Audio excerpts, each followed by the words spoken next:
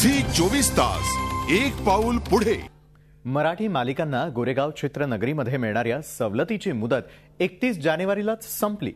ही सवलत सुरूच राहावी यासाठी मराठी निर्मात्यांनी प्रयत्न सुरू केले। मात्र या बाबतीत सरकारचा निर्णय नक्की काय आहे हे मात्र स्पष्ट न झाल्याने चित्रनगरीमध्ये सुरू असलेल्या उंच माझा झोका या मालिकेच्या भवितव्यावरती प्रश्नचिन्ह कायम आहे। गोरेगावच्या दादासाहेब फाळके चित्रनगरीत चित्रित होणाऱ्या उंच माझा झोका या मालिकेचे निर्माते काहीसे संभ्रमात पडले। मराठी मालिकांना या चित्रनगरीत मिळणाऱ्या 50% सवलतीचा तिढा अजूनही सुटलेला नाही। ही सवलत पुढे सुरू राहावी याबाबत सरकार दरबारी अर्ज विनंत्या करूनही यावर कोणता निर्णय घेण्यात आलाय हे अद्यापही निर्मात्यांना कळवण्यात आलेलं नाही।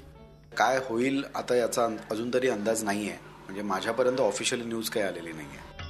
मराठी निर्मात्यांच्या याच प्रश्नाचा झी 24 तासनं पाठपुरावा केला आणि सांस्कृतिक कार्य मंत्र्यांना या प्रश्नाबाबत बोलतं केलं।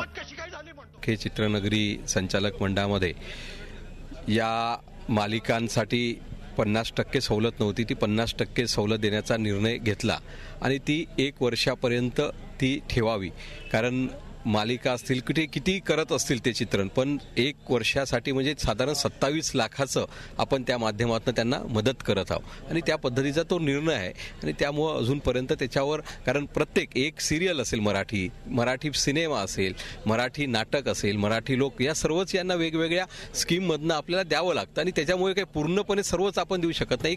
मराठी मालिकांना मिळणारी सवलत जर बंद होणार असेल तर मात्र रमाबाई रानडे यांच्या आयुष्यावर आधारित उंच माझा झोका ही मालिका लवकरच गुंडाळण्यात येण्याची शक्यता आहे।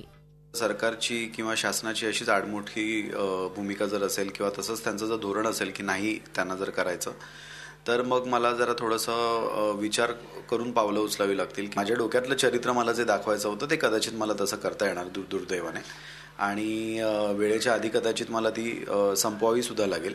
आता या विरोधात मनसे आणि शिवसेना तीव्र आंदोलन करणार का आणि या प्रश्नावर कायमस्वरूपी तोडगा निघणार का हेच पाहायचे। झी 24 ताससाठी शिल्पा आपटे, मुंबई। झी 24 तास एक पाऊल पुढे।